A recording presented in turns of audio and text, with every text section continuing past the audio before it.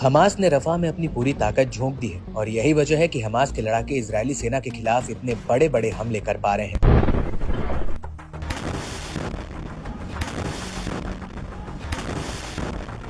जब इजरायली सेना के जवान मारे ना जा रहे हों और इन हमलों में हमास के साथ वो छोटे बड़े प्रतिरोधी संगठन भी साथ आ गए हैं जो कभी गाजा के भीतर स्वतंत्र रूप से काम किया करते थे। जी हाँ, फिलिस्तीनी इस्लामिक जिहाद की सैन्य शाखा अल कुद्स ब्रिगेड भी अल कासिम ब्रिगेड्स के साथ गाजा में मोर्चा संभाल रही है।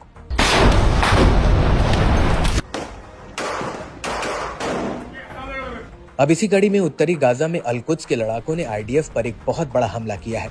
अल कुद्स ने इसका एक वीडियो भी जारी किया है जिसमें इजरायल के कुछ सैनिक दूर अपने सैन्य वाहनों के साथ मुस्तैद नजर आ रहा है। इसी दौरान अल कुद्स ब्रिगेड्स का लड़ाका इनके ऊपर घात लगाता है और फिर अचानक से सैनिकों और उनके वाहनों के ऊपर एक के बाद एक बड़े बड़े रॉकेट फायर कर दिए जाते हैं।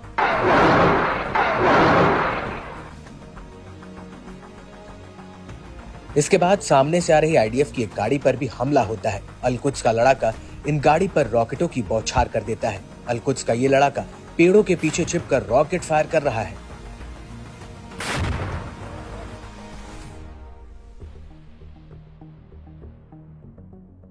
इसके बाद अल कुद्स ब्रिगेड्स इजरायली सेना के एक हेलीकॉप्टर को निशाना बनाती हुई दिख रही है। अल कुद्स का एक लड़ाका इस हेलीकॉप्टर पर एक रॉकेट लॉन्चर फायर कर देता है। वीडियो में ऐसा दिख रहा है कि ये रॉकेट आईडीएफ के हेलीकॉप्टर के पीछे के हिस्से के पास लगता है और इसके बाद हमास का एक लड़ाका मशीन गन से हेलीकॉप्टर पर फायरिंग शुरू कर देता है।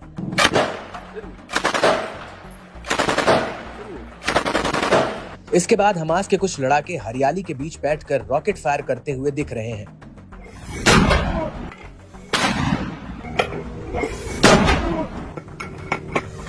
इस हमले के बाद नेटजेरिम एक्सिस में भी हमास के लड़ाके इजरायली सैनिकों के एक जमावड़े पर ताबड़तोड़ हमला कर देते हैं।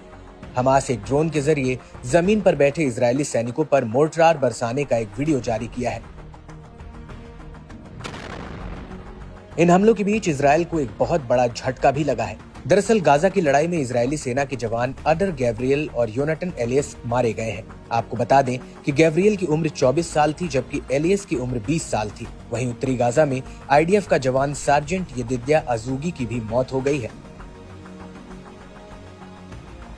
अभी तक गाजा पर जमीनी हमले में इजरायली सेना के 294 जवान मारे जा चुके हैं। अजूगी की उम्र 21 साल थी और वो 101वीं बटालियन की पैरा ट्रूपर ब्रिगेड का हिस्सा थे।